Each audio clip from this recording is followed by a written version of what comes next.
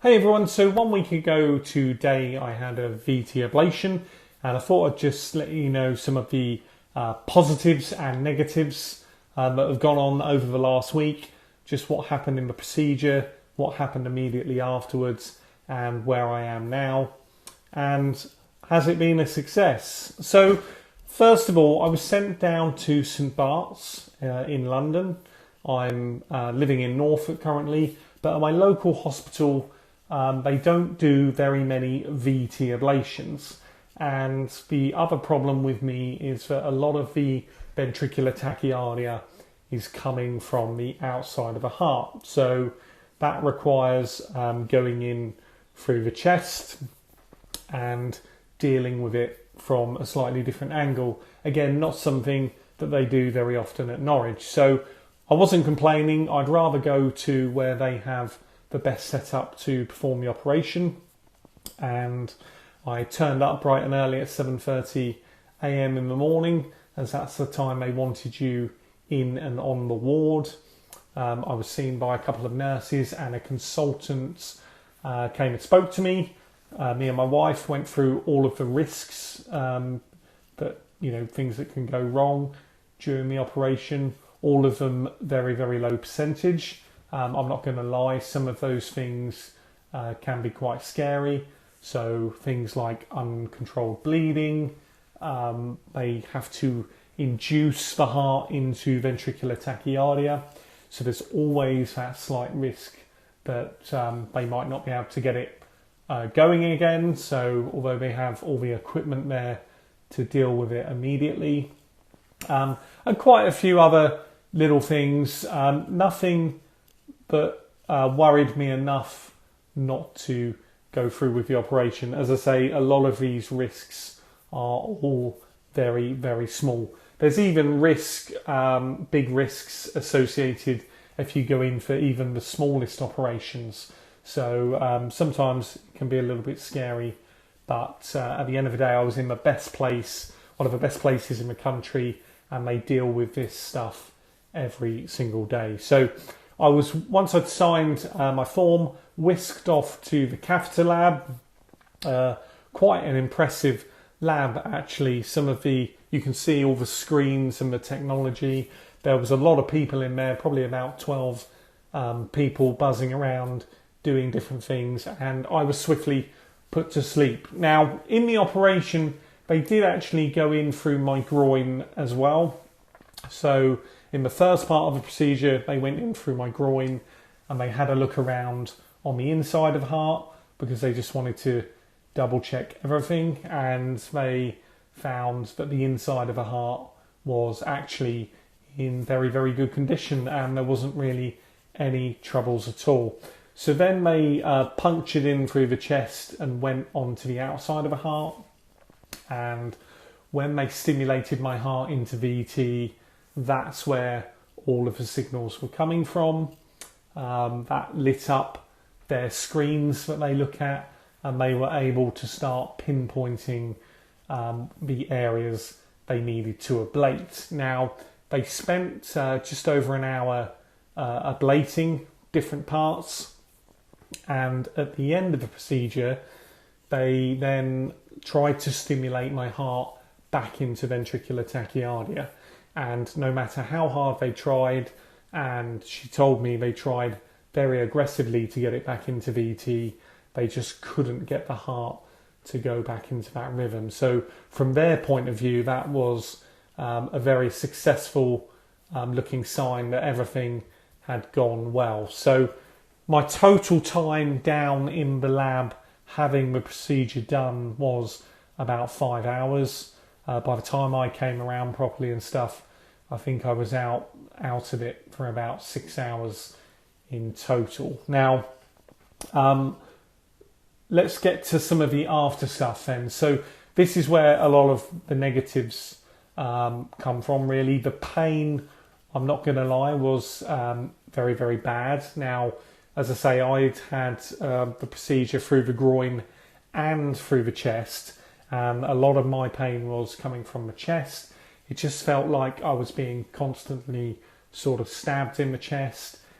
Breathing was very difficult. In fact, that was very, very difficult for a few hours. You have to lie flat on your back for a few hours after the surgery as well, so that didn't help. Any sort of movement was very, very uncomfortable, and the pain was quite severe, I would say, for 24 to 48 hours after the operation. Now, I was given some painkillers. They did help a little bit, but again, because of the problems with my heart, the medications I'm on, they're a little bit limited in what they can give you pain-wise. So a lot of it was done and controlled just by paracetamol, although it didn't do an awful lot at certain times. So, as I say, I had to get through sort of that initial bout of pain, and then I did sort of start to get up and about, and on day 2, I was still in the hospital at this point, I started to just try and walk myself around the bed a bit. Very difficult, again, breathing wise, any sort of movement or walking, and I was really struggling with getting air into the lungs and a lot of chest pain still. I was discharged on day 3 and got out of the hospital and taxi over to Liverpool Street. Again, a big struggle just walking across the platform to the train, still getting lots of stabbing pains, breathlessness, but eventually got onto the train and luckily just managed to sleep all the way home. Now, what I've found since getting home is I can get into a very comfy position. If I'm sitting down or laying on the sofa, I can get into a really nice comfy position. The pain has really subsided now. I can walk, not a problem now. Sort of not great distances at the minute, but I can walk around the house, walk around the garden. Again, when I first got home, just going up and down the stairs was quite difficult for a few days, so just had to take it nice and easy. What I would recommend is that you just really try and rest as much as possible. Say I'm a week on now, I am starting to feel a lot better, but my days typically start very, very well. The mornings are great, but by the afternoon I'm feeling very fatigued and tired, and often have to sort of chuck in the towel around 2 or 3 o'clock. And on to the positives then. The thing I've been most surprised about is before the operation, as well as obviously suffering from ventricular tachycardia, I would get frequent ectopic beats, palpitations. Getting off to sleep at night was particularly difficult because I would have quite strong palpitations and ectopic beats, and it can be quite disconcerting. So I was very, very shocked to wake up and have, since coming round from the operation, I've had absolutely no ectopic beats that I'm aware of. I've had no palpitations. My heart rate is very, very steady in a normal range, and obviously this is absolutely fantastic. I'm walking around the house and stuff and not getting stopped in my tracks by a bout of ectopic beats. I'm getting into bed at night and falling to sleep a lot easier. And as I say, my heart rate is very, very settled as well. So all the early signs are looking really positive. They did say to me they thought the operation was a huge success. I've got a follow-up appointment in 2 or 3 months. I obviously don't want to get carried away because I've not felt this good since before I was diagnosed, which was 4 years ago. So I am trying to keep a lid on it and just hope this is a long-lasting, continuous situation. But I'll know more once I've gone for my follow-up. Hopefully then I can come off the amiodarone as well.